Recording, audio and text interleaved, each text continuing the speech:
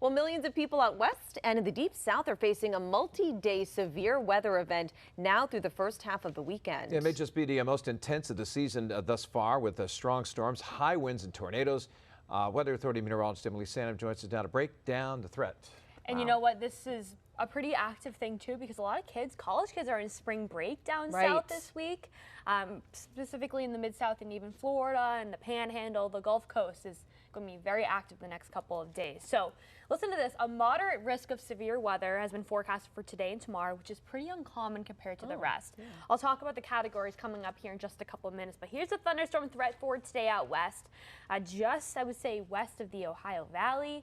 The red on your screen, that's a moderate threat, so widespread severe storms, and this is impacting millions of people for today. Here's the tornado threat.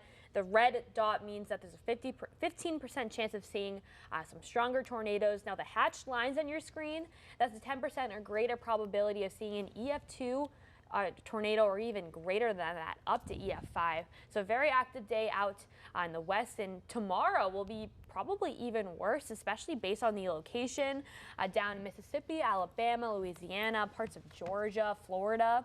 Once again, seeing that moderate threat. So if you know anyone down here for spring break, definitely call them up, make sure they're okay this weekend. This is going to be a pretty dangerous event. Once again, millions of people will be impacted, and the tornado threat is just as strong for tomorrow. So this is where I want to go through those levels. So the moderate risk is what has been forecast for today and tomorrow. That means widespread severe thunderstorms, long-lived thunderstorms, as well as very intense, also leading to strong tornadoes, widespread wind damage, and large hail. And I do want to go through each individual levels. The level 5, which is the highest, there was only one that was issued back in 2024. In the moderate, there were 11. So this is very uncommon. You don't see these a lot. The enhanced, so the level 3 on your screen, there were 72 issued last year in 2024. The most we usually see is slight, which is level 2. There were 116 issued, and then marginal level 1 is 79. So there were only 11 moderates, and we've already seen one today, one tomorrow.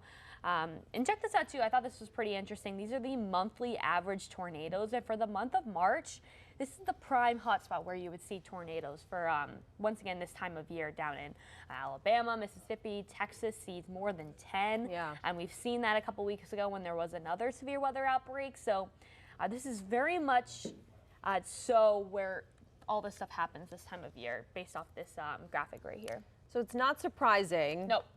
But, you know, we're just kind of bracing. Hopefully it's not too impactful. No, and you know what? Maine is seeing the remnants of this, all the rain Sunday night into Monday. So we won't be as impacted as the Midwest, even down in the Southeast, but we will get a lot of the rain from it. Yeah, and it's not totally uncommon to have a tornado or a microburst up here. We've had that in the past.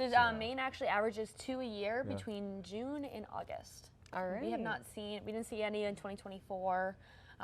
We don't see them very often, and if they are, they're very short-lived. There were 2 in New Hampshire last year. I think there may have been 3, but I think there were 2, but they're very, very quick, and they're usually EF0s and EF1s at most. Well, another reason it's great to live here. Nice to live in Maine. We just have to deal with snow, and now I guess ticks, as we just saw. I know, yes. We have our own threats, but at least they're not quite as severe, it seems like. They're very different. Yes. You know, the people out west and in those regions that are really impacted, they know what to do. Yep. And they've been through it. They know everything, just like we know what to do during a snowstorm. You're right. It's very culturally located. You're so right. Exactly. So if you do have any questions, maybe about tornadoes in Maine or any severe storms in Maine and when you could see them, you can always email us at weather@wgme.com.